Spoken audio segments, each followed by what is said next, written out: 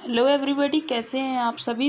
मैं बताने जा रही हूँ एसबीआई क्लर्क मेंस का मेरा सेल्फ गिवन एनालिसिस कि मेरा एग्ज़ाम कैसे हुआ एंड कब था एग्ज़ाम, कितना अटेम्प्ट मेरा हुआ है और अभी जो एग्ज़ाम्स हो चुके हैं तो उनका लेवल कैसा था कैसे नहीं, कट ऑफ के बारे में भी बात करने जा रही हूँ।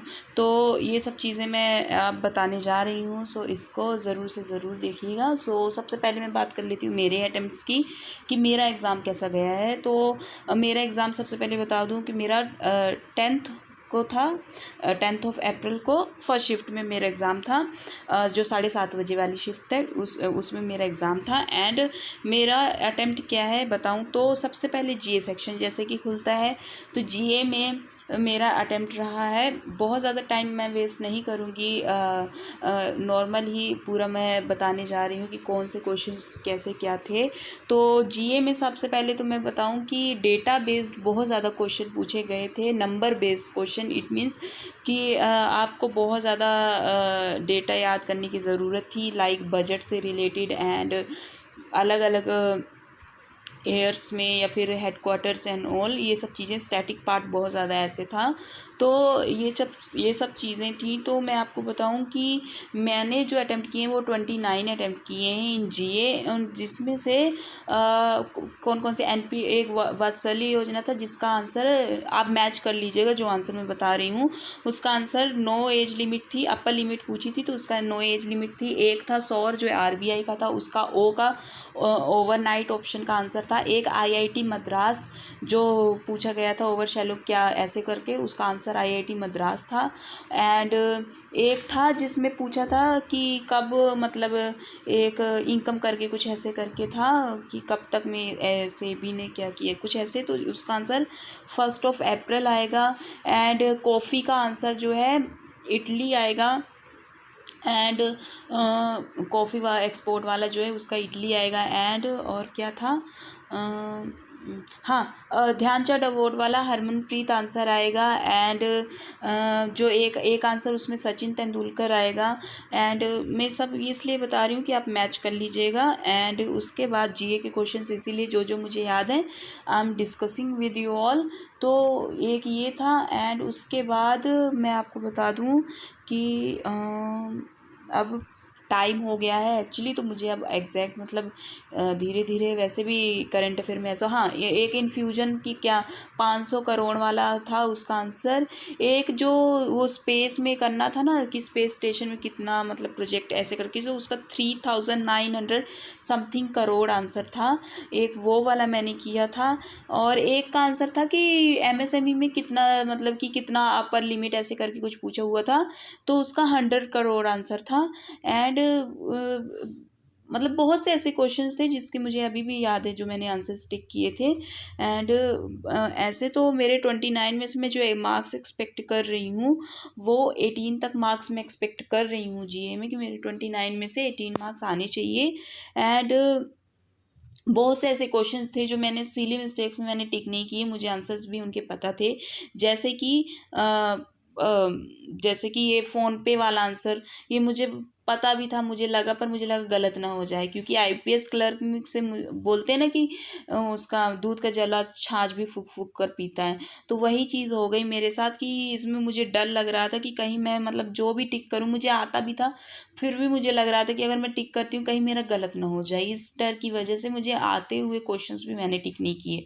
जैसे कि फ़ोन पे वाला, एक वो जो जिसका नेशनल पार्क करके जो था, जिसका आंसर मध्य प्रदेश, वो भी मुझे आता था। एंड एक जो उड़ीसा 15 करोड़, एंड मुझे उसमें 15 करोड़ एंड 50 करोड़ में मुझे कन्फ्यूज़न हो रही थी, तो मैंने पहले 15 करोड़ ही टिक किया था। जब दोबारा मैं जीए के क्वेश्चन दोबारा देखने लगी तो उसमें मैंने 50 करोड़ टिक कर दिया। एक वो संतोष ट्रॉफी वाला था जिसका वेस्ट बंगाल आंसर आना था। एंड ऐसे ही एक ट्रॉफी थी जो कि रेलवेज ने जीती थी, तो मुझे पहले मैंने वेस्ट बंगाल टिक किया हुआ था, उसे मैंने चेंज करके रेलवेज टिक कर दिए। तो ऐसे में मतलब सिली मिस्टेक्स में मेरे 4-5 क्वेश्चंस मैंने ऐसे मतलब कुछ टिक नहीं किए, और कुछ जो टिक किए वो 2-3 क्वेश्चन वो गलत कर दिए। तो ऐसे में नहीं तो मेरे 4-5 नंबर और बढ़ जाते। इसमें वैसे भी एक एक नंबर का होता है, तो ये इस चीज़ का मुझे बहुत पछतावा हो रहा है। पर एनी हाउ, अब जो हो गया सो हो गया। तो जीए में मैंने 29 अटैम्प्ट किए हैं। इंग्लिश की बात करूँ, फिर जीए के बाद इंग्लिश सेक्शन ओपन होता है। तो English was like moderate level, मैं बोल सकती हूँ कि मॉडरेट लेवल थी, इसलिए क्योंकि आईपीएस क्लर्क के टाइम में भी इंग्लिश मॉडरेट लेवल थी। Still I manage to attempt 29 question, so which was good attempt. And in this section, in this exam, I only attempted 23 questions out of कितने था, 40, हाँ, out of 40 I have attempted only 23 questions. तो ये चीज़ है कि मतलब थोड़ा बहुत ही ज़्यादा लेंथी टाइप और थोड़ा देखना पड़ रहा था, क्योंकि उसमें जो स्टेटमेंट्स थी किसी में करेक्ट पूछ, जैसे कि क्या था, क्लोज टेस्ट था, हाँ क्लोज टेस्ट था, तो उसमें क्या पूछा हुआ था, उसमें पूछा हुआ था कि कौन सी स्टेटमेंट जो है वो इनकरेक्ट, मतलब मैच नहीं होगी, फिल नहीं होगी, ये पूछा हुआ था। एक बार मैं आप सभी से करेक्ट कर रही हूँ ये चीज़ कि आप उसमें यही पूछा गया था। तो उसमें जो है टाइम लग रहा था देखने, क्योंकि आप जब क्लोज टेस्ट में होता है तो आप तुरंत ही देख करके आपको लग जाता है कि, लेकिन उसमें देखने में लग रहा था टाइम कि कौन सी फिट होगी कौन सी नहीं होगी, ये सब चीज़ों में तो ये टाइम टेकिंग था। आरसी भी थी, वो भी टाइम टेकिंग, तो इसीलिए इन सब चीज़ों को देखते हुए मेरे 23 अटेम्प्ट हुए। तो इंग्लिश में 23 एंड रीजनिंग में फिर कौन, हाँ फिर क्वांट सेक्शन खुलेगा। क्वांट वाज मुझे सब, इन सभी सेक्शन में से मुझे क्वांट अच्छी लगी, क्योंकि क्वांट में इतना ज़्यादा स्ट्रेस लेने की ज़रूरत भी नहीं पड़ी है, और क्वांट में बहुत ही आसानी से 32 अटैम्प्ट हो गए थे, बल्कि 3-4 अटैम्प्ट मतलब और भी बढ़ सकते थे, लेकिन चलो कोई बात नहीं, 32 attempt is also good attempt, पर 3-4 अटैम्प्ट इसमें और भी बढ़ सकते थे, मतलब मेरे 35 to 36 अटैम्प्ट तक जा सकता था। तो ये चीज़ है क्वांट में। बाकी 32 अटैम्प्ट मेरा क्वांट में हुआ है, जिसमें मैंने 2 डीआई की, और अप्रोक्सीमेशन के जो क्वेश्चंस थे वो मैंने अटेम्प्ट किए, क्वाड्रेटिक इक्वेशंस के क्वेश्चन आए हुए थे, और 1-2 क्वेश्चंस तो ऐसे आए थे ना कि नंबर सीरीज में से फिर 3-3 क्वेश्चन बना करके दिए हुए थे, तो वो भी ईजी थी, वो अटेम्प्ट किए, और कुछ मैंने अरिथमेटिक के क्वेश्चन अटेम्प्ट किए। तो ओवरऑल ऐसे में मेरे 32 अटेम्प्ट हुए, एंड यही था क्वांट का। फिर क्वांट के बाद खुलता है रीजनिंग। सच में मैं क्या बताऊँ, रीजनिंग ने तो इस बार बहुत ही ज़्यादा डिसअपॉइंट किया है, क्योंकि it was like high level. Reasoning की पजल्स ऐसी थी कि उन्होंने डाल के ही ऐसी रखी थी कि जो बच्चों से बने ही ना। जो ब्लड रिलेशन वाली थी वो तो ऐसे ही देख के लग रही थी कि हाँ बहुत ईजी है, लेकिन जब उसे अटेम्प्ट किया गया, उसे सॉल्व किया गया, तो उसने मेरे 10 मिनट्स वेस्ट किए, एंड वो सॉल्व भी नहीं हुए। तो 10 मिनट बाद मुझे उसे स्किप करना पड़ा। फिर उसके बाद वही तो कि अगर 10 मिनट में वहाँ पर ना लगाती, तो 10 मिनट्स में मैं मिसलेनियस के क्वेश्चन ही 4-5 कर लेती, तो शायद मेरे अटेम्प्ट बढ़ जाते।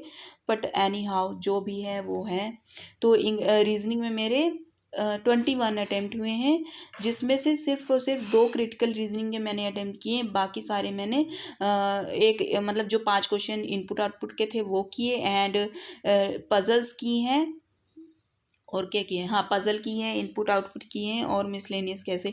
टोटल मतलब मेरे 21 क्वेश्चंस हुए हैं, जिसमें क्रिटिकल रीजनिंग के ओनली 2 क्वेश्चंस हैं, और दोनों ही मेरे सही हैं। वो मैंने मतलब कि यूट्यूब में ऐसे मेमोरी बेस में दिखाते हैं ना, तो उसमें वही 2 क्रिटिकल रीजनिंग के भी सेम क्वेश्चंस मुझे मिले, तो मैंने चेक किया, दोबारा रीचेक किया, तो वो दोनों ही सही थे मेरे। तो क्रिटिकल रीजनिंग के अटैम्प्ट मैंने सिर्फ 2 ही किए, क्योंकि करने को तो बहुत सारे अटेम्प्ट कर सकते हैं, बट क्रिटिकल रीजनिंग में रिस्क होता है, तो इसीलिए मैंने उसे अटेम्प्ट नहीं किया, क्योंकि नंबर ऑफ़ अटेम्प्ट्स बढ़ाने के चक्कर में मैं एक्यूरेसी नहीं बिगाड़ना चाहती थी। तो इसीलिए क्रिटिकल रीजनिंग के जो 2 क्वेश्चंस में मुझे कॉन्फिडेंस था वही अटेम्प्ट मैंने किए। तो ऐसे में मेरे ओवरऑल जो होते हैं अटेम्प्ट, इंग्लिश में 23, रीजनिंग में 21, जीए में 29, एंड क्वांट में 32 अटेम्प्ट हुआ। शिफ्ट 1 थी मेरी 10 अप्रैल की। एंड इसमें एक चीज़ और मैं आपको बता देती हूँ कि शिफ्ट 2 जो थी, तो उसमें भी जैसे कि लेवल सेम ही था कि रीजनिंग टफ आई थी, और जैसे कि इंग्लिश जो है शिफ्ट 1 में टफ आई थी, तो शिफ्ट 2 में इजी आई थी। वैसे ही जीए थोड़ा सा मतलब शिफ्ट 1 में मॉडरेट लेवल आई थी, और शिफ्ट 2 में हाई लेवल आई थी। मैं भले मेरी शिफ्ट 1 है, पर मैं जो भी बात करूँगी वो मैं पूरे सिनेरियो को देखते हुए करूँगी, क्योंकि मुझे क्या मिल जाएगा। और मैं बोल भी दूंगी कि शिफ्ट 1 टफ थी, शिफ्ट 2 ईजी थी, तो ऐसा बोलने से IBPS वाले SBI वाले तो नहीं मार्क्स बढ़ा देंगे ना शिफ्ट, वो तो ना मार्क्स जिसने जितना अटेम्प्ट किया वो आपस में हमारे लड़ने से, हमारे कुछ बोलने से कुछ भी नहीं होगा कि नॉर्मलाइजेशन हो जाए। क्या होगा, जो SBI को करना है वो करना ही है। तो जो सच्चाई है वही बताना चाहिए। तो क्वांट दोनों का ही सेम था कि क्वांट ईजी दोनों में आई थी। GA थी तो GA मॉडरेट लेवल शिफ्ट 1 में थी। अगर कोई बोल रहा है कि फर्स्ट शिफ्ट में ईजी थी, तो ईजी नहीं थी, मॉडरेट लेवल थी, एंड शिफ्ट 2 में हाई लेवल थी, ये आप बोल सकते हैं। रीजनिंग जो थी, तो रीजनिंग दोनों ही शिफ्ट में मतलब सेम ऐसे ही कि मतलब अटेम्प्ट नहीं हो पा रहे थे, दोनों में मॉडरेट लेवल थी। एंड इंग्लिश मतलब अगर बोल सकते हैं कि शिफ्ट 1 में हाई लेवल थी तो शिफ्ट 2 में मॉडरेट लेवल थी, क्योंकि इजी कुछ भी नहीं होता है, मेंस लेवल है, इजी कुछ भी नहीं था, बस आपकी स्ट्रेटजी सही होनी चाहिए क्वेश्चंस अटेम्प्ट करने की, वो चीज़ों को इजी बना सकती है। इवन क्वांट में भी मैं आपको एक एग्जांपल देती हूँ कि शिफ्ट 1 में एक केसलेट DI आई थी, तो अगर वो केसलेट DI किसी ने अटेम्प्ट की होगी, आई थिंक उसका क्वांट में अटेम्प्ट कम हुआ होगा। क्यों? क्योंकि वो फंसाने के लिए दी गई थी। आई नो 100% किसी ने भी अटेम्प्ट नहीं उसे किया होगा, पर अगर किसी ने किया होगा तो वो उसमें फंस गया होगा। एग्ज़ाम में उसका जो अटेम्प्ट है मैथ का वो कम हुआ होगा। तो ये चीज़ है। तो आप किस तरीके से क्वेश्चंस को हैंडल करते हैं, किस तरीके से क्वेश्चंस अटेम्प्ट करते हैं, वो भी बहुत ज़्यादा मायने रखता है, बहुत ज़्यादा मैटर करता है, खास करके मेंस लेवल एग्ज़ाम में। तो इजी कुछ भी नहीं होता है, मॉडरेट सब कुछ होता है, बस आप उसको इजी बना देते हैं नंबर ऑफ़ अटेम्प्ट्स करके, आप अपनी स्ट्रैटेजी से। तो ये चीज़ होती है। बाकी मेंस लेवल है तो इजी तो कुछ भी नहीं डाले होंगे ना, ये तो सोचने वाली बात है। It is a mains level. उन्होंने अगर कोई भी चीज़ बनाई है अटेम्प्ट करने के लिए, तो वो ये सिनेरियो करके बनाई है कि जो भी हमारे SBI JA के मतलब लिए होगा, वो उस स्ट्रेटजी, जिसने अच्छे से पढ़ा होगा वो स्ट्रेटजी को अपनाएगा। लेकिन इसका मतलब ये नहीं है कि अगर, क्योंकि दिन भी होता है किसी किसी का, कि अगर कोई किसी, जैसे मेरा था कि रीजनिंग में अगर मैंने ब्लड रिलेशन वाली पजल ना पिक की होती तो शायद मेरा नंबर ऑफ़ अटेम्प्ट्स रीजनिंग में और बढ़ जाता। क्योंकि रीजनिंग मैं हमेशा ही बोलती हूँ कि रीजनिंग इज़ मतलब मेरे जो स्ट्रॉन्ग सब्जेक्ट्स हैं वो रीजनिंग उनमें से एक है, कि रीजनिंग में मेरा बहुत अच्छा, इवन मैंने IPS PO में 28 अटेम्प्ट किए थे एंड 25 मार्क्स आए थे मेरे रीजनिंग में। और मुझे लगता है कि वो 25 मार्क्स भी मेरे जो आए थे तो वो नॉर्मलाइजेशन की वजह से कम हुए होंगे, नहीं तो एक्यूरेसी रीजनिंग मेरी हमेशा मैं मेंटेन करके रखती हूँ। एंड ऐसे ही IPS क्लर्क में मैंने 29 मार्क्स का किया था एंड मेरे 26 पॉइंट समथिंग आए थे रीजनिंग में। तो ये चीज़ है कि मतलब रीजनिंग में हमेशा तो यही चीज़ है कि अगर वो ब्लड रिलेशन वाली पज़ल, आई थिंक कि वो ब्लड रिलेशन वाली पज़ल उन्होंने इसीलिए ही डाली थी कि अगर आप उसको देखकर आपको इजी लगे, आप अटेम्प्ट करो और आप फंस जाओ। इसीलिए रीजनिंग में सबके ही अटेम्प्ट कम हुए हैं, क्योंकि मतलब पजल्स तो उन्होंने इसीलिए ही डाली थी रीजनिंग में कि लोग पजल्स सच में पजल्स सभी की सभी ही बहुत टफ लेवल की, मतलब बोल सकते हैं कि इतना टाइम टेकिंग थी कि बहुत ज़्यादा टाइम टेकिंग पजल डाली हुई थी। तो मॉडरेट लेवल था। अब कट ऑफ की अगर बात करूँ मैं, तो कट ऑफ देखिए, नंबर जो वैकेंसीज़ हैं वो इस बार बढ़ी है। अप्रोक्सीमेटली 14,000 वैकेंसीज़ हैं SBI क्लर्क की। तो 14,000 वैकेंसीज़ हैं, हर एक स्टेट में वैकेंसीज़ बढ़ी हैं। पर एक चीज़ मैं ये बोलूँगी कि डिसाइडिंग फैक्टर ये नहीं होता है कि प्री की कट ऑफ कम गई है तो मेंस की भी कम जाएगी। No, deciding factor is not that. Deciding factor क्या होता है कि आपके स्टेट में कितनी वैकेंसी है, और अगर जो एग्ज़ाम का लेवल आया था वो कैसा आया है, नंबर ऑफ़ अटेम्प्ट्स कितने हुए। लाइक प्री में क्या हुआ था, प्री में क्या सिर्फ वैकेंसी की वजह से नंबर कम मतलब कट ऑफ कम गई थी? नहीं। प्री में क्या हुआ था, जैसे मेंस में लेवल हाई करके डाल के रखा हुआ है, हाई लेवल के आया था, वैसे ही प्री में भी हाई लेवल आया था। एंड इसमें जो डिफरेंस ये हो गया कि प्री में भी लोगों के नंबर ऑफ़ अटेम्प्ट्स कम हुए थे, नंबर ऑफ़ अटेम्प्ट्स गिरे थे, जिसकी वजह से अब सिलेक्शन तो 1,30,000 1,40,000 कैंडिडेट्स का ही उनको करना है ना मेंस के लिए। तो वो अगर उनको उतना सेलेक्ट करना है तो उनको कट ऑफ गिरानी पड़ी। सिमिलरली मेंस में भी अब जैसे आज की शिफ्ट है, तो आज की शिफ्ट में क्या है, अब वो सिनेरियो देखने वाला होगा कि आज की शिफ्ट में किसके कितने अटेम्प्ट होते हैं और क्या लेवल आता है, क्योंकि अभी जो 10th की दोनों शिफ्ट का ही मॉडरेट लेवल आया है, हाई लेवल आया है, जिसमें नंबर ऑफ अटेम्प्ट्स लोगों के गिरे हैं। तो अब इसमें आज की जो शिफ्ट है, अगर उसमें भी मॉडरेट हाई लेवल अटेम्प्ट ही मतलब लेवल आता है और लोगों के नंबर गिरते हैं, तो उनको सिलेक्शन तो करना ही है। ये तो नहीं है ना कि सिलेक्शन नहीं करेंगे। 14,000 स्टूडेंट्स को उन्हें सेलेक्ट करना है, तो अगर 14,000 स्टूडेंट्स को उनको सेलेक्ट करना है तो जैसे कट ऑफ है वो गिरानी पड़ेगी। अब मैं बात करूँ एक मिनिमम क्वालिफाइंग मार्क्स की, तो देखिए ये जो है अपनी अलग अलग अजम्पशंस हैं, क्योंकि एडवर्टीजमेंट में क्या लिखा है कि मिनिमम क्वालिफाइंग मार्क्स जो हैं वो क्या होंगे, वो डिसाइडिंग फैक्टर होगा। कौन डिसाइड करेगा? एसबीआई ही डिसाइड करेगी। उसमें एक भी चीज़ ये नहीं लिखी है कि 35% होगा, 30% होगा। हाँ, ये नहीं है कि वो मतलब मिनिमम क्वालिफाइंग मार्क्स का मतलब ही यही होता है कि जैसे रिजर्व लिस्ट की पहले से आईपीएस और आईपीएस पीओ की रिजर्व लिस्ट की कट ऑफ पहले से ही बता देते हैं ना कि इतनी कट ऑफ रिजर्व लिस्ट की, कि इतने से इतने कैंडिडेट रिजर्व लिस्ट में जाएंगे। तो वैसे ही मिनिमम क्वालिफाइंग मतलब का मार्क्स का मतलब ही यही होता है कि रिजर्व अंडर रिजर्व लिस्ट, तो इसका मतलब होता है कि रिजर्व लिस्ट में कौन होगा। तो इसीलिए आप इसको बिल्कुल भी बहुत ज़्यादा ऐसे डर कर मत रखिए कि अरे मतलब मिनिमम क्वालिफाइंग मार्क्स ये हैं वो हैं। वो एसबीआई डिसाइड करेगा। अगर नंबर ऑफ अटैम्प्ट्स ही लोगों के ज़्यादा नहीं होंगे, नंबर ही कम आएंगे, तो या तो वो नंबर बढ़ाएंगे, नंबर इंक्रीज़ करेंगे, और नंबर इंक्रीज़ नहीं करते हैं तो उनको कट ऑफ कम करनी पड़ेगी। तो ये चीज़ है। तो कट ऑफ मैं आपको बता दूं कि कट ऑफ जो जाएगी वो मतलब 70 की रेंज में जाएगी, 70 to 75 की रेंज में जाएगी। आई डोंट थिंक सो कि 80 तक जाएगी। 80 तक जाने के मुझे चांसेस कम लग रहे हैं, लेकिन हाँ, कुछ स्टेट्स में जहाँ पर वैकेंसी नहीं बढ़ी हैं, उन स्टेट्स में मतलब जिनमें प्री की भी कट ऑफ हाई लेवल थी, तो उनमें थोड़ा हाई जाने के चांसेस मुझे लगते हैं। बाकी जो स्टेट्स हैं उनमें कट ऑफ की जो रेंज रहेगी आई थिंक कि 70, 71, 72 ऐसे तक कट ऑफ जाएगी इस बार एसबीआई क्लर्क मेंस की।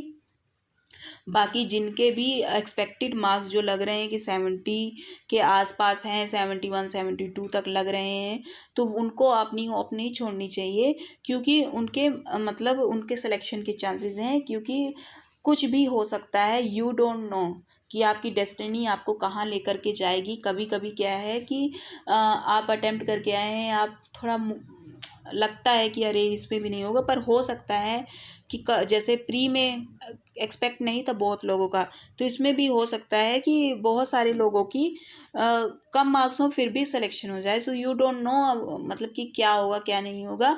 बस अब जिनका एसबीआई पीओ का मेंस लगा हो वो उसकी प्रिपरेशन करें, और बाकी 1-2 दिन तक रिलैक्स करें और अपना फिर आगे का फोकस करें। तो यही बोलना था मुझे। And thank you all. अगर आपने लास्ट तक इस वीडियो को देखा है, आप अपने अटेम्प्ट ज़रूर कमेंट करिएगा। So thank you all.